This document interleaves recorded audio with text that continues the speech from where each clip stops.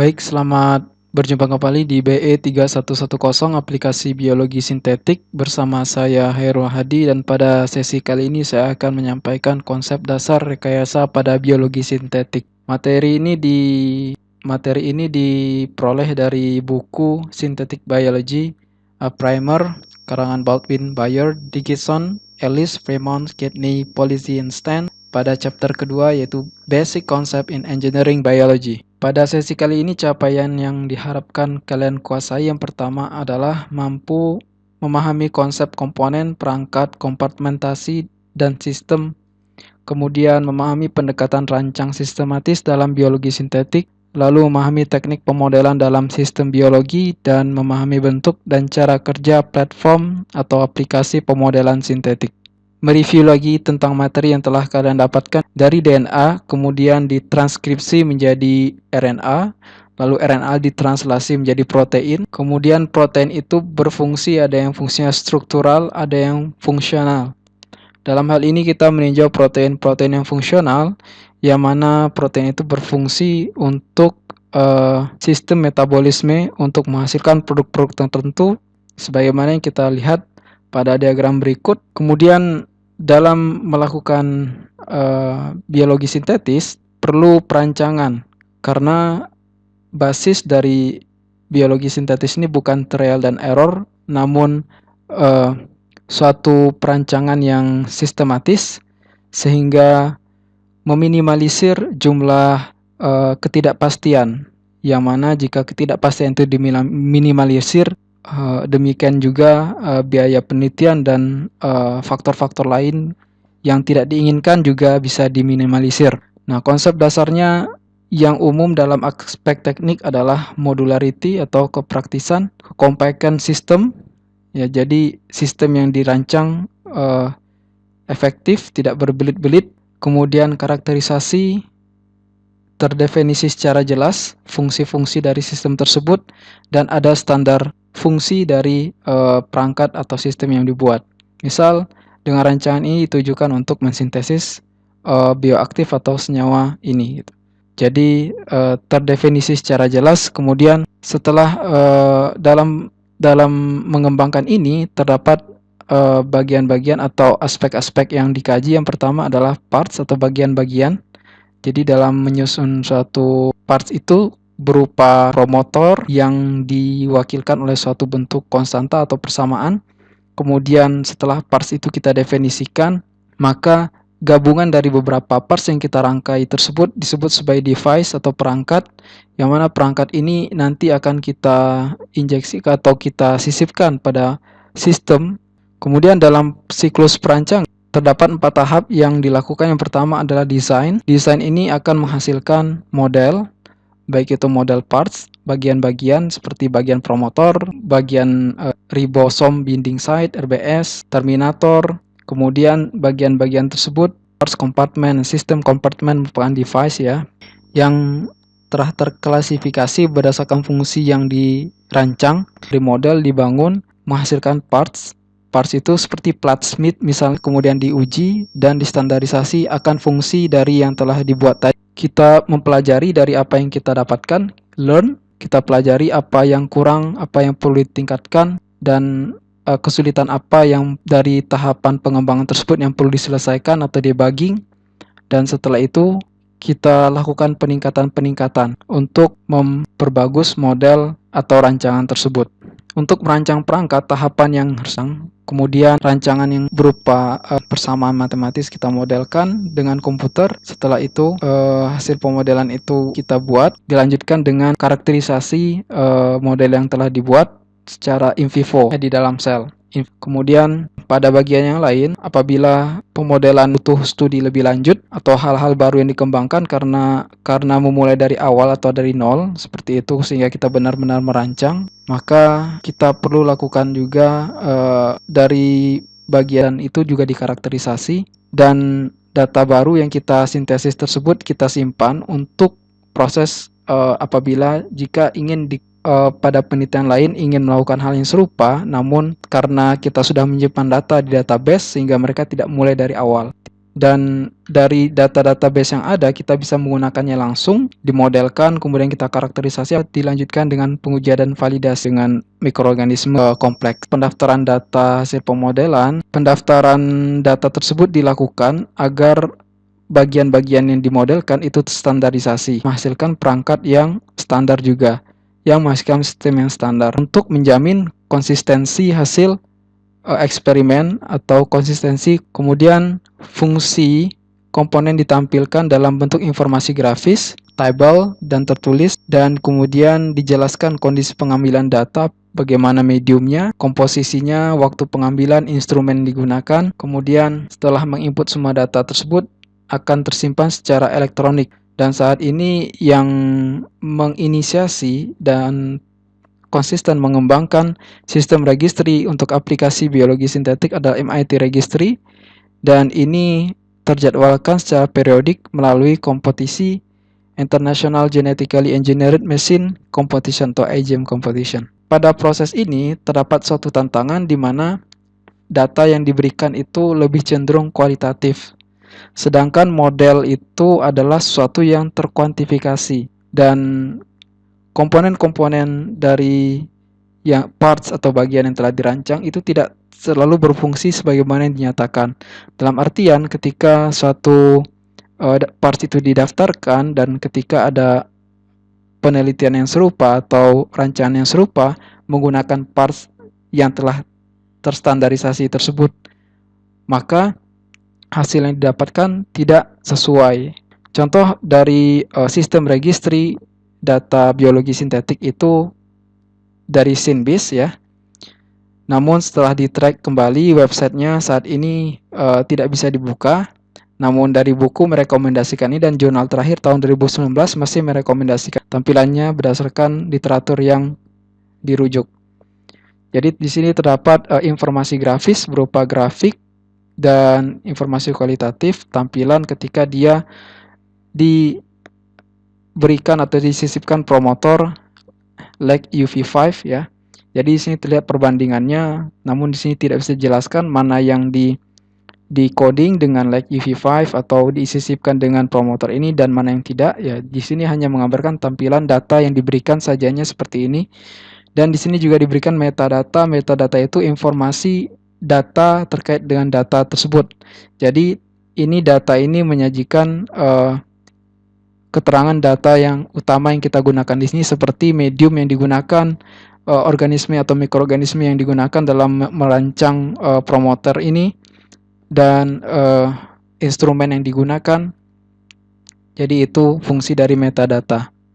Kemudian setelah kita tahu bahwa promoter ini memiliki fungsi untuk, maka aktivasi atau aktivitas dari promoter ini direpresentasikan dalam suatu harga konstanta, dan konstanta misalnya konstanta promote, konstanta transkripsi, konstanta translasi, yang mana itu merupakan bagian dari perangkat yang akan kita modelkan, dan data tersebut kita masukkan ke dalam BioCAD, Biological Computer Aided Design.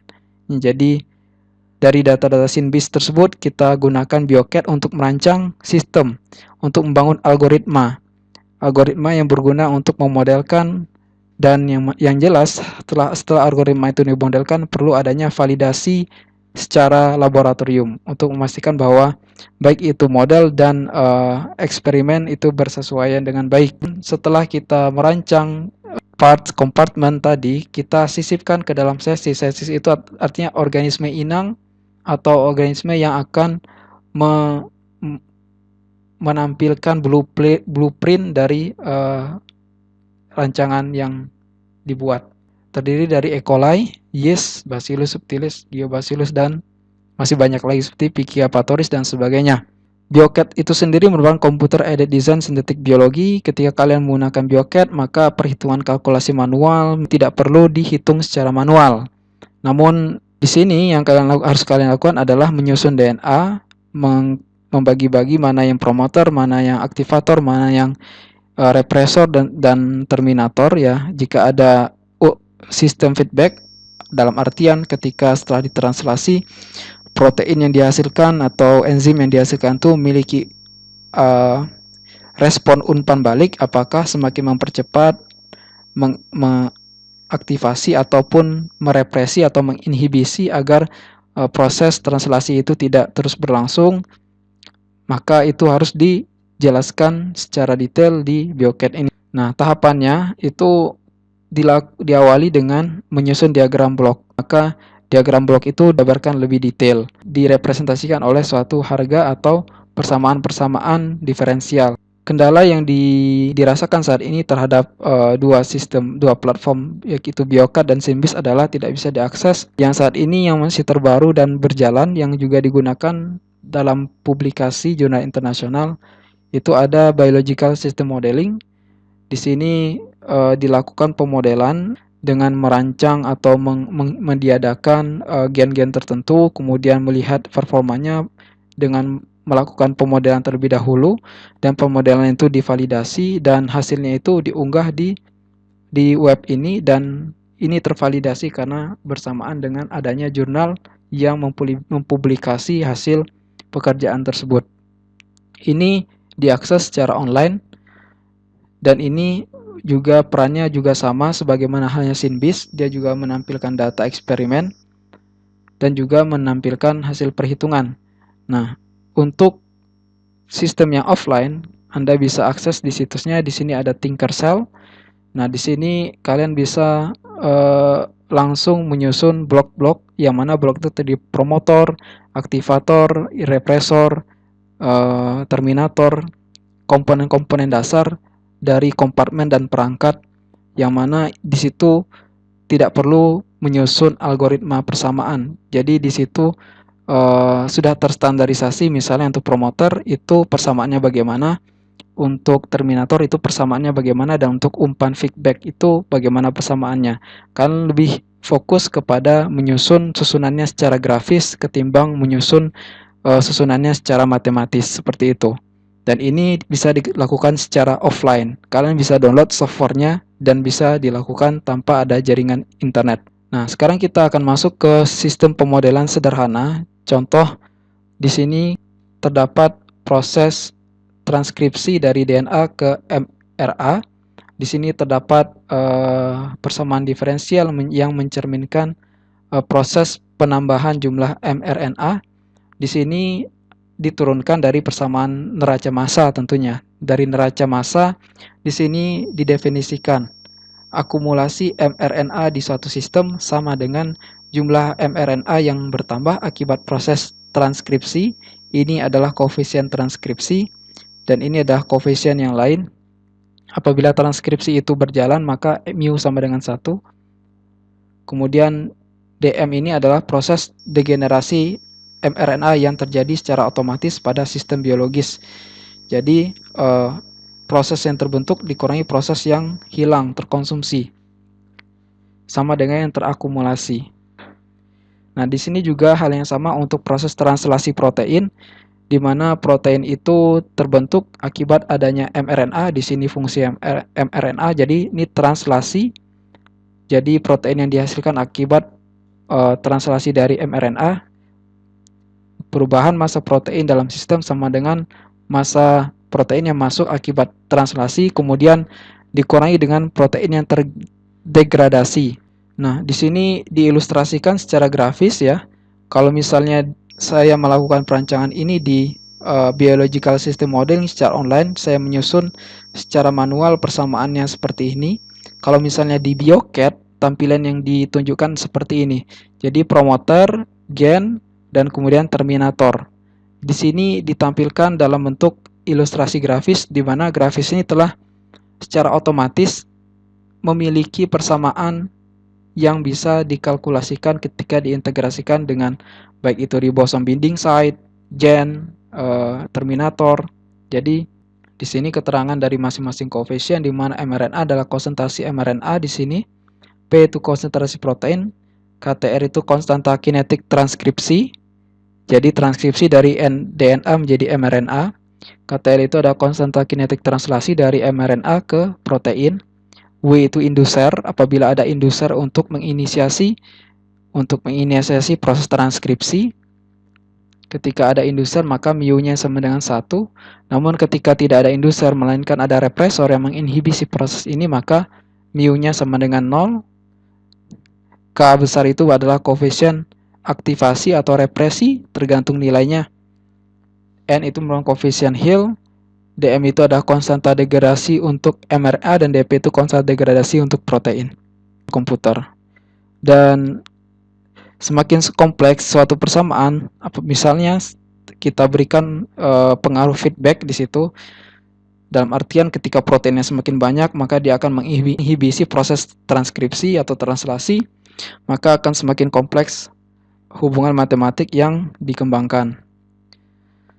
Dan secara sederhana, apabila kita ingin melakukannya secara analitis tanpa bantuan komputer, maka proses atau persamaan bisa diselesaikan dengan pendekatan Laplace. Nah, jadi dari domain waktu berbasis waktu tadi ditransformasi menjadi domain Laplace. Dan di sini akan diberikan contoh penyelesaian dengan menggunakan metode Laplace, namun tanpa adanya proses feedback atau umpan balik.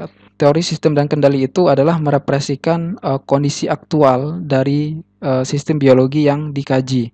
Karena tentunya ada sistem tuning dan kontrol dalam mensintesis komponen metabolik yang kita inginkan. Namun tantangannya tadi, semakin kompleks model, semakin banyak parameter yang perlu diestimasi, dan tentunya akan sulit untuk diselesaikan secara analitis dalam artian tanpa bantuan program komputasi, program blok, sebagaimana yang dilihat pada pola seperti berikut, di mana dari input S dia menghasilkan output YS, dan ini dalam domain Laplace ya, yang harus nanti kita menginverskannya ke dalam domain waktu. Dan ini bisa menjadi dua tahap. G ini adalah domain fungsi transfer. Fungsi transfernya ini bisa menjadi dua tahap, tergantung kompleksitas sistem yang kita amati. Misalnya terdiri dari dua persamaan, maka kita transformasi gunakan fungsi transfer untuk persamaan 1, kemudian gunakan fungsi transfer untuk persamaan 2, dan kita integrasikan keduanya dan untuk mendapatkan output yang kita inginkan. Dan untuk sistem kendali, misalnya kita berikan respon dan itu memiliki respon positif, artinya ini mengaktifasi proses apakah transkripsi, kemudian transkripsi diaktifasi, translasi, dan ini ada prosesnya, kemudian tersintesislah protein yang diinginkan. Namun hingga saat tertentu ketika konsentrasi protein ini sudah jenuh, ada efek umpan balik, di mana yang setelah tersintesis itu ini ada fungsi transfer dari efek umpan balik tersebut, dan dia akan menginhibisi sehingga tahap ini ditutup seperti itu, dan tidak terjadi sintesis dari CS. Nah, tadi sebagaimana yang telah saya sampaikan, ada efek alami proses degradasi protein.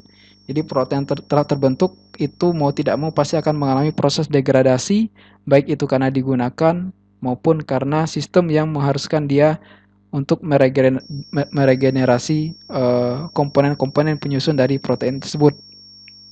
Setelah mengalami proses degradasi tersebut, maka akan mengalami pengurangan konsentrasi. Ketika ini berkurang, maka ini akan hilang, sehingga dia akan teraktivasi lagi untuk menghasilkan protein C yang baru, seperti itu. Sekarang kita lihat contoh sederhana, yaitu proses translasi protein dari mRNA, di mana di sini merupakan persamaan diferensial biasa yang kita selesaikan dengan transformasi Laplace. Di sini kedua sisinya saya transformasikan. Sisi kiri ditransformasikan menjadi bentuk seperti ini, dan sisi kanan karena yang ditransformasikan itu dari domain T menjadi domain S, sedangkan di sisi kanan itu tidak terdapat variabel T, baik itu suku pertama dan suku kedua, sehingga bentuknya sama setelah ditransformasi menjadi Laplace, sehingga bentuk setelah transformasi menjadi seperti ini, kemudian disusun ulang. Saya pindah ruaskan dari kanan ke kiri, saya susun ulang. Nah, ketika kita ingin menginverse transformasikan menjadi domain T, maka kita gunakan table Laplace untuk membantu kita menyelesaikan persamaan tersebut menjadi seperti ini.